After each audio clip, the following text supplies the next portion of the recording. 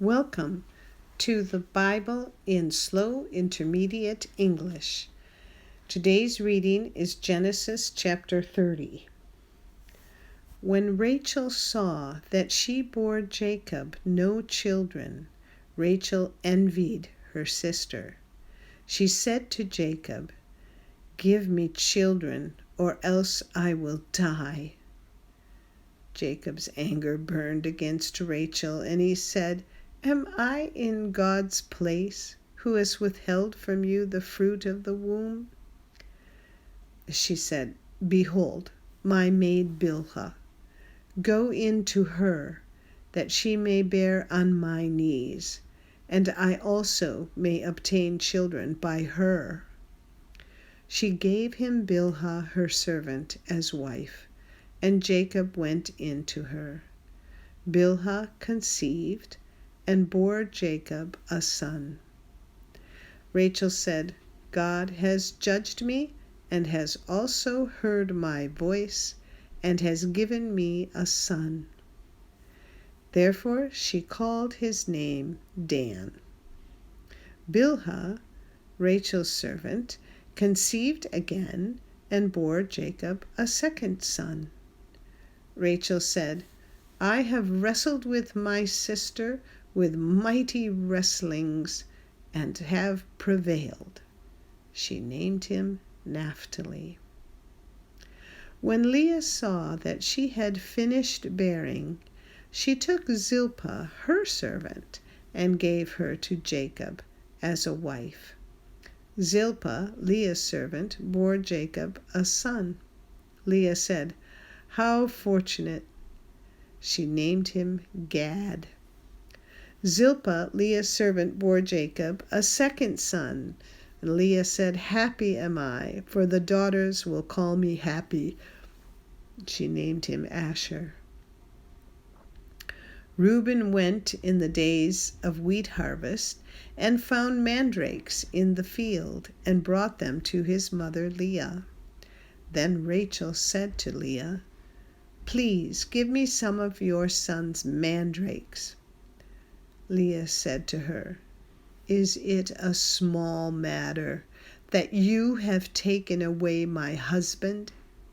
Would you take away my son's mandrakes also?" Rachel said, "Therefore he will lie with you tonight for your son's mandrakes." Jacob came from the field in the evening, and Leah went out to meet him and said, "You must come in to me, for I have surely hired you with my son's mandrakes." He lay with her that night. God listened to Leah, and she conceived and bore Jacob a fifth son. Leah said, "God has given me my hire, because I gave my servant to my husband." She named him Issachar. Leah conceived again and bore a sixth son to Jacob. Leah said, "God has endowed me with a good dowry. Now my husband will live with me, because I have borne him 6 sons." She named him Zebulun. Afterwards she bore a daughter and named her Dinah.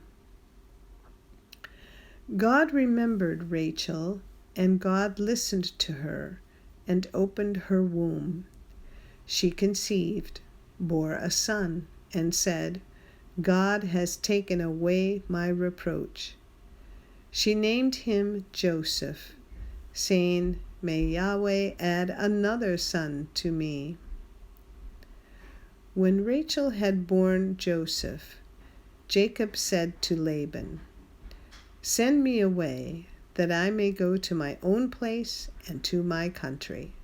Give me my wives and my children for whom I have served you, and let me go, for you know my service with which I have served you." Laban said to him, "If now I have found favor in your eyes, stay here, for I have divined that Yahweh has blessed me for your sake." He said, appoint me your wages, and I will give it." Jacob said to him, "You know how I have served you, and how your livestock have fared with me. For it was little which you had before I came, and it has increased to a multitude. Yahweh has blessed you wherever I turned. Now, when will I provide for my own house also?" Laban said, "What shall I give you?" Jacob said, "You shall not give me anything. If you will do this thing for me, I will again feed your flock and keep it. I will pass through all your flock today, removing from there every speckled and spotted one, and every black one among the sheep, and the spotted and speckled among the goats. This will be my hire. So my righteousness will answer for me hereafter when you come concerning my hire that is before you. Every one that is not speckled and spotted among the goats, and black among the sheep, that might be with me, will be considered stolen."